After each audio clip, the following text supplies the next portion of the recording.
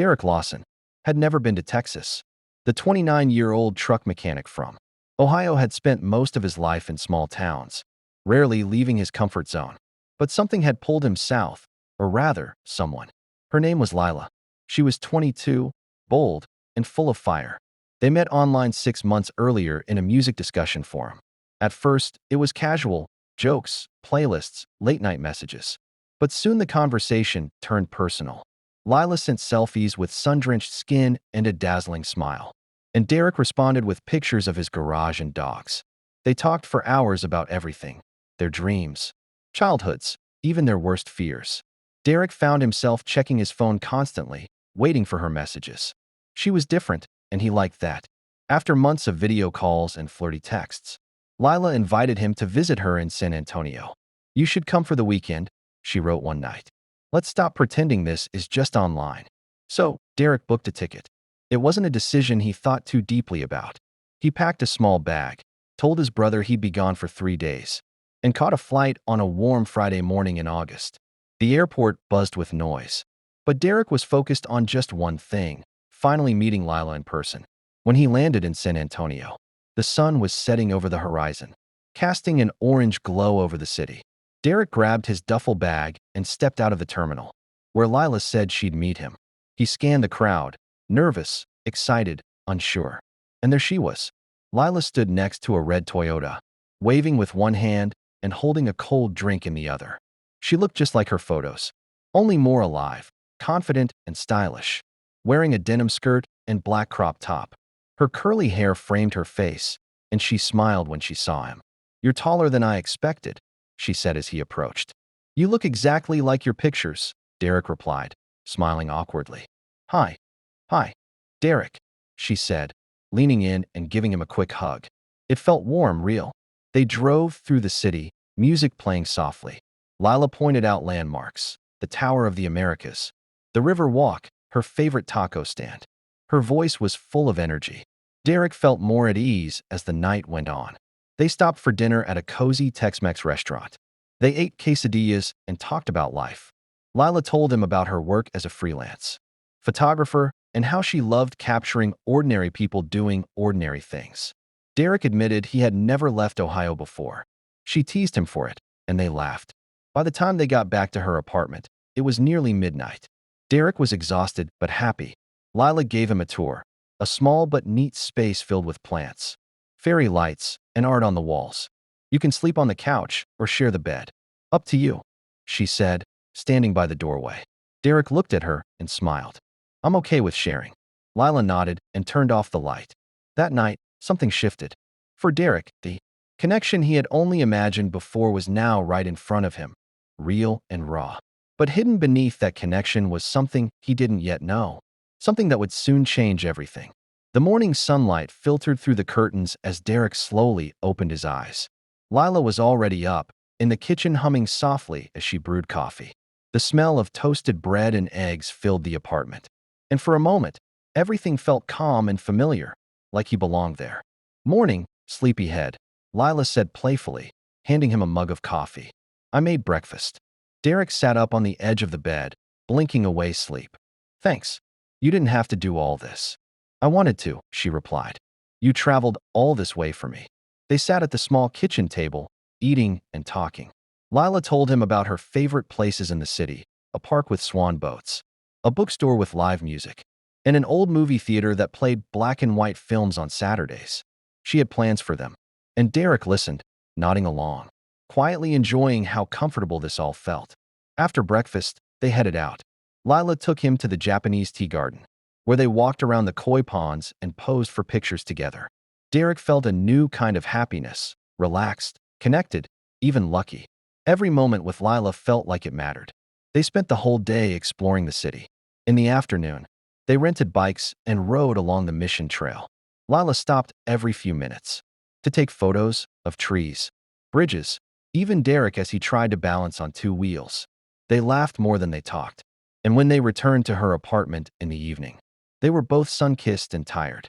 Back at her place, Lila kicked off her shoes and flopped onto the couch. "That was perfect," she said, closing her eyes. Derek sat beside her, smiling. "I don't remember the last time I had a day like that." They ordered pizza and watched an old Western movie. As the hours passed, the atmosphere shifted. Their legs brushed. Lila rested her head on his shoulder. There was a quiet tension between them, the kind that builds slowly, naturally. Eventually, Lila stood up. "I'm going to take a shower," she said. "You can join me if you want." Derek was caught off guard, but the way she said it made him feel wanted, even safe. He hesitated for just a second, then followed her. The bathroom was warm and full of steam. They kissed. It felt intense, like months of waiting finally broke loose. But as they undressed, something shifted in Derek. His hands stopped. His eyes widened. He stepped back. Lila noticed. Her smile faltered. "Derek," she said gently, "I thought you knew." But he didn't. Or maybe he ignored the signs. In that moment, everything that had felt real and beautiful suddenly felt unfamiliar to him. Derek froze, confused, shocked, unsure of what to say or do.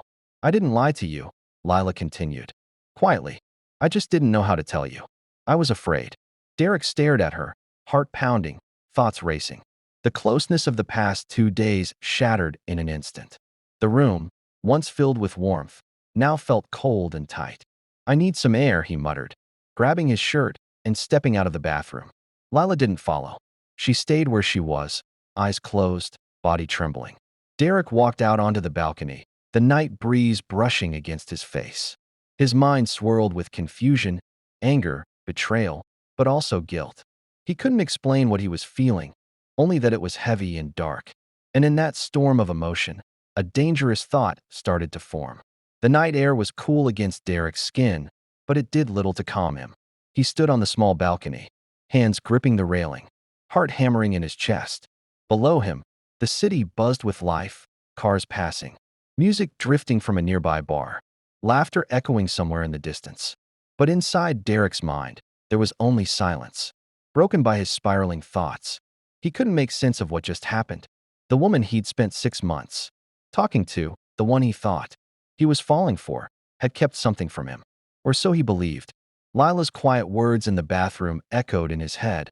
"I didn't lie to you. I was afraid." Afraid. Of what? Of him. Of how he'd react. Derek sat down on a patio chair, running his hands through his hair. His thoughts weren't steady. They jumped from one place to another. He remembered every smile, every laugh, the warmth of her voice on late-night calls. And then, the moment in the bathroom, the way the truth had knocked the wind out of him. He told himself he had a right to feel betrayed, that she should have told him sooner, that he had been honest about who he was, and she hadn't. But a part of him, the smaller, quieter part, whispered that this wasn't about lies. It was about fear, her right to be herself without judgment. That part of him didn't speak loudly enough. After an hour, Derek went back inside. The apartment was quiet. Lila was in the bedroom, sitting on the edge of the bed, dressed in a t-shirt, her hair still damp from the shower. She looked up when he entered. "I'm sorry I didn't tell you earlier," she said. "I wasn't trying to trick you." Derek didn't answer. "I really like you," she said, her voice soft. "Everything I told you was real. How I feel about you. That's real." He stared at her, but his expression had changed. Something hard had settled in his eyes. "You should have told me," he said quietly. "You should have given me a choice." "I know," Lila whispered. "I thought you might walk away." He took a step forward. "Maybe I would have." She looked down, her hands folded in her lap. The room was thick with silence. Then Derek turned and walked into the kitchen. He grabbed a bottle of water and leaned on the counter. His breathing was uneven. He felt trapped, not just by Lila, but by everything he had felt for her. The connection, the closeness, the way she made him feel like someone new. Now, it all felt twisted, like he'd been lied to, even if it wasn't a lie. He paced the living room, trying to calm down, but the thoughts only got louder. Anger bubbled beneath the surface. It wasn't just about Lila. It was about how he saw himself, what people might think, what he now thought of himself. Shame and confusion wrapped around him like chains. Later that night, while Lila was asleep, Derek sat on the edge of the couch, staring at his phone. His messages with her were still there. He scrolled through old conversations, full of emojis, jokes, deep talks. He should have felt something, but all he felt was pressure building in his chest. He looked toward the bedroom door. That dark thought, the one that had crept in earlier, was still there. Only now, it had grown stronger, clearer. Not just a thought, but a possibility. And in that moment, Derek crossed a line in his mind he would never uncross. The apartment was silent except for the soft whir of the ceiling fan. Outside, the city of San Antonio carried on as usual, unaware of what was brewing inside the small, one-bedroom unit on the third floor. Derek sat on the couch, hunched over, elbows on his knees, staring at the carpet. His thoughts were tangled like a ball of knotted wires. He hadn't slept. The clock read 2:12 a.m. Lila was asleep in the bedroom. He had checked twice. The soft sound of her breathing confirmed it. She hadn't locked the door. She trusted him. That trust made his stomach churn, but instead of shame, something darker had begun to settle. He remembered her words from earlier. "I thought you might walk away." That would have been the right thing to do. If he couldn't accept her for who she was, he should have left, gone back to Ohio, blocked her number, and moved on. But he didn't leave. Something in him refused to let go, not just of the situation, but of the anger. He paced the room. Every few steps, his eyes drifted toward the kitchen drawer. He knew what was in there. Earlier in the evening, when he was grabbing a spoon, he had noticed the knife set. The idea had started as a whisper. Now it was a shout. Derek opened the drawer and picked up the largest knife. He stared at it, the cold metal reflecting the dim kitchen light. His breath quickened. He wasn't thinking clearly anymore. His mind felt like it was sinking underwater. He walked slowly toward the bedroom. He paused at the door, hand trembling, heart racing. He could still walk away. He could still drop the knife, leave quietly, and never come back. But the weight of his emotions, confusion, shame, rejection, fury, pushed him forward. The door creaked as he opened it. Lila stirred but didn't wake. She was lying on her side, facing away from him. Her dark curls spread across the pillow. She looked peaceful. He stood over her for several seconds. The room felt frozen. Then, in one sudden motion, the silence was shattered. A scream cut through the night. Short, shocked, then gurgled. Blood soaked the sheets. Lila gasped once. Then nothing. Derek backed away from the bed, staring at what he'd done. His breathing was ragged, his hands shaking violently. The knife clattered to the floor. The anger that had consumed him was now replaced with a sickening stillness. He fell to his knees. It was over. He stayed there for nearly an hour, staring at Lila's lifeless body. The reality of his actions slowly sank in. He had killed someone who had cared for him, welcomed him, cooked for him, laughed with him, someone who trusted him. He washed his hands in the bathroom, but the blood didn't seem to come off. By 4 a.m., Derek grabbed his bag, left the apartment, and drove Lila's red Toyota down the empty streets. He didn't know where he was going. He just knew he had to get away. But the city, the law, and his conscience weren't going to let him disappear. Not for long. The sun rose slowly over San Antonio, casting a golden hue across the buildings, unaware of the horror that had occurred just hours earlier in a quiet apartment on the east side of town. Birds chirped, joggers moved along the sidewalks, and traffic picked up as the city eased into a new day. But inside apartment 3B, time had stopped. It was the smell that alerted Mrs. Perez, the elderly neighbor next door. Around 10:30 a.m., she knocked to ask Lila to move her car, which was blocking the shared driveway.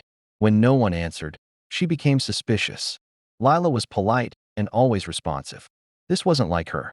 By noon, the building manager had been called. Using the spare key, he unlocked the apartment door. What he found inside made him stagger backward. The living room looked untouched, but the silence was thick, heavy. He slowly stepped inside, calling out, "Lila?" When there was no reply, he approached the bedroom and stopped cold. There was blood on the floor, on the walls, soaked into the mattress. Lila's body lay twisted on the bed, still and pale. The knife was on the floor, glinting faintly in the light. Her eyes were closed. There were deep wounds on her chest and neck. The building manager stumbled back into the hall, fumbling for his phone. "She's dead," he whispered to 911. "She's been murdered." Within 20 minutes, flashing red and blue lights flooded the parking lot. Officer Denise Lowell, one of the first on the scene, secured the area while detectives from the San Antonio Police Department arrived. Crime scene tape went up. Neighbors gathered at a distance, murmuring in shock. Lila was well-liked, friendly, and always smiling. Detective Marcus Hill took one look inside the bedroom and knew this was personal.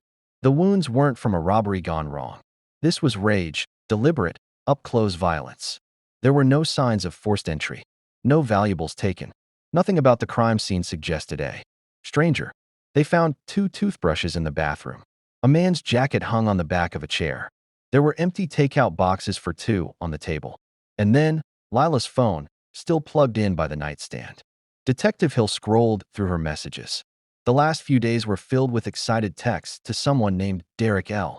Photos, heart emojis, and finally, a message from the night before. Shower time, winking face, hurry up. Detective Hill looked at Officer Lowell. We need to find this Derek. Meanwhile, Derek was already hundreds of miles away, speeding down an empty Texas highway. He had ditched Lila's phone in a rest stop trash can and thrown the bloodied shirt in a gas station dumpster. He kept driving. His face was pale, his hands tight around the steering wheel. He didn't have a plan, just an empty mind and the weight of what he'd done. But the mistake came at 7:42 p.m. that evening, when Derek, exhausted and desperate, used his credit card to pay for a motel room outside Houston. His name was flagged within hours. Lila's messages, photos, and travel bookings had all mentioned him. The police already had his full name, phone number, and a partial license plate from the apartment's security camera. By midnight, the Texas State Police had pinged his location. A warrant was issued. Back in San Antonio, Lila's body was removed from the scene. Her friends began flooding social media with tributes. Grief-stricken and confused, no one could understand how something so horrible could happen to someone so full of life. Detective Hill stood in the hallway of the apartment, looking at the bedroom door. This wasn't just murder, he said. This was punishment. The kind people give when they feel betrayed, even if it's all in their own mind. And now, the hunt for Derek Lawson had begun.